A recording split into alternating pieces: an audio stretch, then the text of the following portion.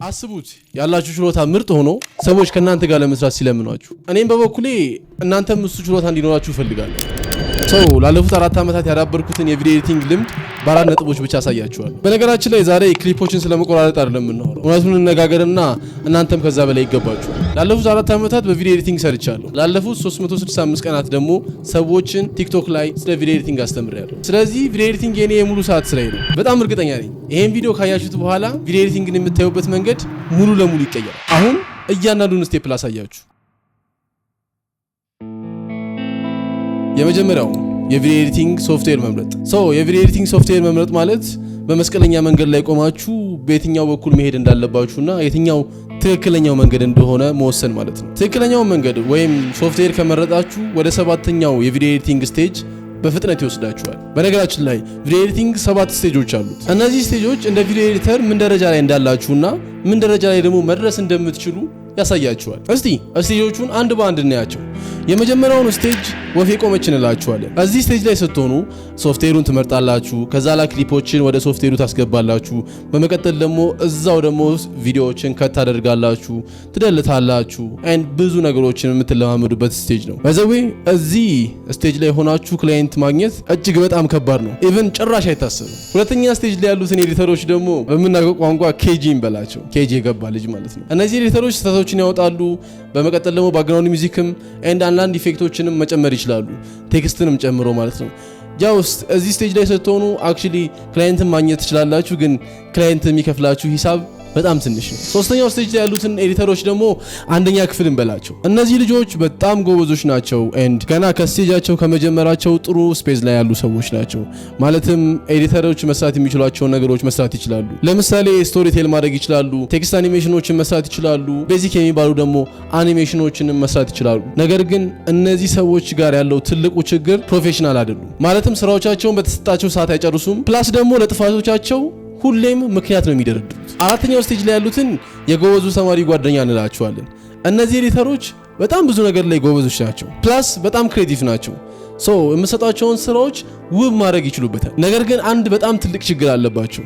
ክላይንት የሚፈልገውና እነሱ የሚሰሩት ስራ የሚገጣጠም አይደለም። ቪዲዮን በዲዛይንና በማማር ሳይድ ብቻ ነው እንጂ በሴልስ ወይም ደግሞ በቫልዩ ሳይድ ማየት አይችሉም። በዚህ ምክንያት ከክላይንት ጋር በጣም ብዙ ጊዜ ሲጣሉ ታያቸዋላችሁ። አምስተኛ ስቴጅ ላይ ያሉትን ጎበዞቹ ተማሪዎች እንላቸዋለን።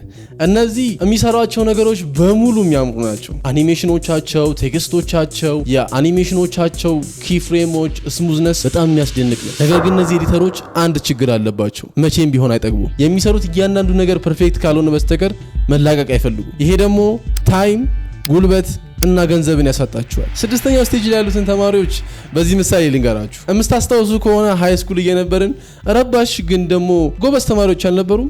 6ኛው ስቴጅ ላይ ያሉት ኤዲተሮች እንደዚህ ናቸው። እነዚህ ስራዎቻቸው ላይ ብቻ ሳይሆኑ ክላይንትም ሃንድል ማድረግ ላይ እጅግ በጣም ጎበዝ ናቸው። ክላይንቶች ምን እንደሚፈልጉ ስለሚያውቁ ክላይንቶች ይወዷቸዋል።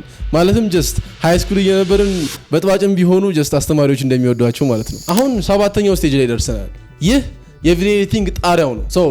እነዚህን ሰዎች አስተማሪዎቹ እንላቸዋለን። እነዚህ ለክላይንቱ ቪዲዮዎችን ኤዲት የሚያደርጉ ብቻ ሳይሆኑ ክላይንቱን በማርኬቲንግ እንዲሁም ደግሞ ቪዲዮ ትልቅ ቪው እንዲያገኝ እና ብዙ ሰዎች ጋር እንዲደርስ ስትራቴጂን የሚነድፉ ሰዎች ናቸው። በቪዲዮ ኤዲቲንግ ያሉትን 7 ስቴጆች አይታችኋል። እናንተ የትኛው ደረጃ ላይ ናችሁ? ወደ 7ኛው ስቴጅ በፍጥነት የሚያደርሳችሁን ትክክለኛውን ሶፍትዌር መምረጥን ለእናንተ ልተወላችሁ። አንተ ምረጥልን ካላችሁኝ በአዶቤ ፕሪሚየር ፕሮ እና አፍተር ኢፌክት ብትጀምሩ ጥሩ ነው ብዬ አስባለሁ። ቪዲዮ ኤዲቲንግ የምትሰሩባቸውን ሶፍትዌሮች ቴሌግራም ኮሚኒቲያችን ላይ ስላስቀምጥላችሁ እዛ ሄዳችሁ ቼክ አድርጉት። እዚህ ጋር ሶፍትዌራችሁን ከመረጣችሁ በኋላ ዳይሬክትሊ ስለ ሶፍትዌራችሁ መማር ነው ያለባችሁ። ለዚህ ደግሞ ዩቲዩብ በጣም በቂ ነው። እዚሁ የኛ ዩቲዩብ ቻናል ላይም የቪዲዮ ኤዲቲንግ ፉል ኮርስ ስላስቀምጥላችሁ ገብታችሁ እሱን ቼክ አድርጉት። ሁለተኛው ኒሻችሁን መምረጥ። እውነቱን እንነጋገርና ቪዲዮ ኤዲቲንግ ላይ ሁሉንም ስራ እየተቀበላችሁ በመስራት ስኪላችሁን ከፍ ማድረግ ትችላላችሁ። ነገር ግን ፋይናንሻሊ በፍጹም ልታድጉ አትችሉ። ለዚህም ነው የምትሰሩበትን ትክክለኛውን ዘርፍ መምረጥ ያለባችሁ።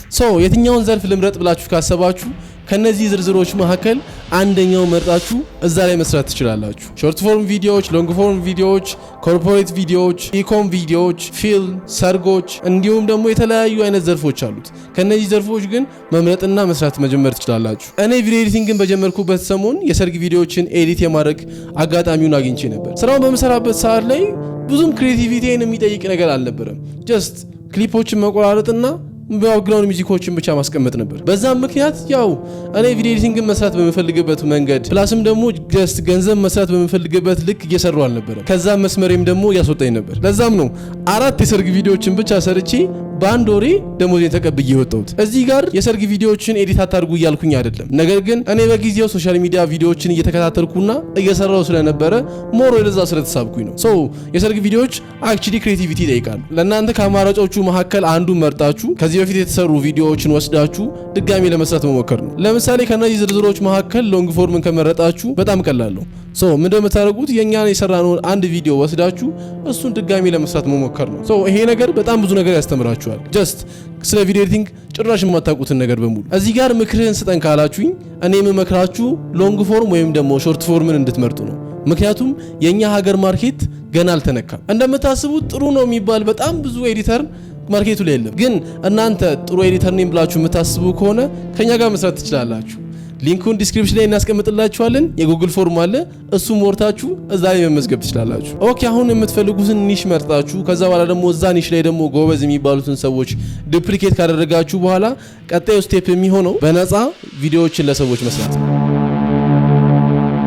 ቪዲዮ ኤዲቲንግን ከጀመራችሁ በኋላ ለሰዎች በነፃ እንደመስራት ለእናንተ ጥሩ ነገር የለም። ቆይ ይሄንን በጥሩ ምሳሌ ላሳያችሁ። አቤል የሚባል የ12ኛ ክፍል ተማሪ ነበር።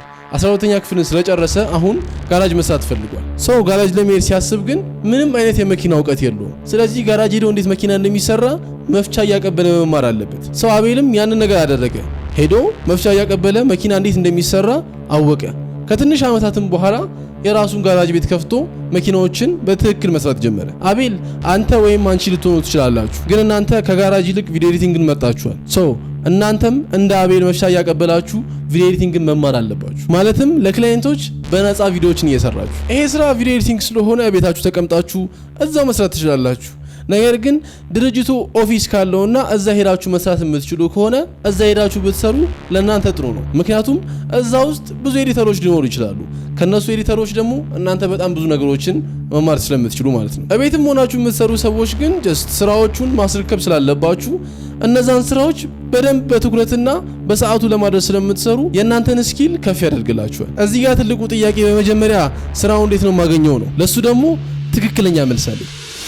ግዴታ ከ8 እስከ 9 ሰዓት መተኛት አለብን ብዬ አላምንም። ጀመር ያን ያህልም አልተኛም።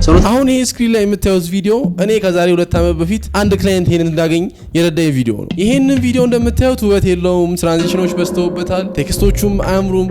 በአጠቃላይ ቪዲዮ ላይን አይስብም። ነገር ግን አንድ ክላይንት አግኝቼበታለሁ። ክላይንቱን ለማግኘት ደግሞ የተጠቀምኩት ይሄንን ቀላል ዘዴ ነው። ኢንስታግራም አካውንት ከፈትኩኝ። ከዛ በኋላ ቪዲዮውን አፕሎድ አደረኩት። ፖስት ከማለቴ በፊት ግን ክላይንቱ ሜንሽን አደረኩት። ከዛም ፖስት አደረኩት። ቡም ክላይንቱ አየው። ከዛም ከሱ ጋር በነፃ መስራት ጀመርኩኝ። ከትንሽ ጊዜ በኋላም ደግሞ ይከፍለኝ ጀመር። እናንተም ጀማሪዎች ስትሆኑ በዚህ መንገድ ክላይንትን ማግኘት ትችላላችሁ። ባይዘው ይሄ መንገድ ጀማሪ ላልሆናችሁም ኤዲተሮች ይሰራል። በነፃ የምትሰሩት 1 ወር ወይም ደግሞ 2 ወር ነው። በዚህ ጊዜ ውስጥ እስኪላችሁን በጣም ታሳድጋላችሁ። ከዛ በኋላ የእናንተ ስራ የሚሆነው በደንብ የሚከፍሉ ክላይንቶችን ማደን ነው። እዚህ ጋር ክላይንት ለማግኘት ደግሞ ቀላሉ መንገድ ልንገራችሁ። ቴሌግራማችሁ ላይ ግቡና አፍሪወርክን ቼክ አድርጉት። እዛ ላይ ብዙ የቪዲዮ ኤዲቲንግ ስራዎች ፖስት ስለሚደረጉ እዛ ላይ ስራዎችን ማግኘት ትችላላችሁ። ግን ከዚህ የተሻለ ጥሩ የሚከፍሉ ክላይንቶችን የምታገኙበት መንገድ አለ። ክላይንቶች ራሳቸው መጥተው ከእናንተ ጋር ለመስራት እንዲለምኗችሁ ማድረግ ትችላላችሁ። ይሄም ደግሞ ወደ ቀጣዩ ፖይንት ይወስደናል፣ ፐርሰናል ብራንዲንግ። እዚህ ጋር የምትመለከቱት የቲክቶክ ፔጃችን ነው። ሁሌም ቢሆኑ ሜሴጆች ይደርሱናል ከክላይንቶች። እናንተስ ይደርሳችኋል? መልሳችሁ አይደርሰንም ከሆነ በእናንተና በእኛ መሀል ያለውን ልዩነት እስቲ እንመልከት። የእናንተን የቲክቶክ ፔጅ ስንመለከት ቪዲዮዎች አይለቀቁበትም፣ ላይክ የለውም፣ እንዲሁም ደግሞ ፎሎወሮች የላችሁ። በተቃራኒው ደግሞ የእኛን ስንመለከት ቪዲዮዎች ይለቀቁበታል፣ ላይክ አለው፣ እንዲሁም ደግሞ ፎሎወሮች አሉት። ከነዚህ ፎሎወሮች መካከልም ደግሞ ብዙ ክላይንቶች አሉ። በዚህ ዘመን ስራዎቻችሁን በኮንተንት አለማስተዋወቅ ከባድ ነው። በተለይ ደግሞ ቪዲዮ ኤዲተር ሆናችሁ የምታውቋቸው ኤዲተሮች ስራዎቻቸውን ቲክቶክ ላይ የሚለቁት ላይኮችን ለማግኘት አይደለም፣ ሪል ክላይንቶችን ለማግኘት እንጂ። እዚህ ጋር በደንብ አዳምጡኝ። ኮንተንት አፕሎድ ከማድረጋችሁ በፊት እነዚህን ጥያቄዎች መመለስ አለባችሁ። እስክሪፕቶና ወረቀት ይዛችሁ ተከተሉ። የመጀመሪያው ጥያቄ የሚሆነው ለምንድነው ይሄን ነገር የምሰራው ነው። ሁለተኛው ማሳካት የምፈልገውን ነገር ለማሳካት ምን ማወቅ አለብኝ የሚለው ነው። የመጨረሻውና ሶስተኛው ደግሞ በዚህ ስራ ላይ ለመታወቅ ምን ላደርግ የሚለው ነው። እኔ በቪዲዮ ኤዲቲንግ ምንም አይነት ክላይንት የለኝም እንበልና እንዴት እነዚህ ጥያቄዎች እንደምመልስ ላሳያችሁ። የመጀመሪያው ጥያቄ ለምንድነው ይሄን ነገር የምሰራው ነው። ሰው ለዚህ ጥያቄ መልስ የሚሆነው ክላይንት ስለሌለኝ ክላይንት ለማግኘት ነው ማለት ነው። ሰው ይሄ መልስ ወደ ሁለተኛው ጥያቄ ይወስደኛል። ክላይንት ለማግኘት ምን ማወቅ አለብኝ ወደሚለው ማለት ነው። የዚህ መልስ ብዙም ከባድ አይደለም።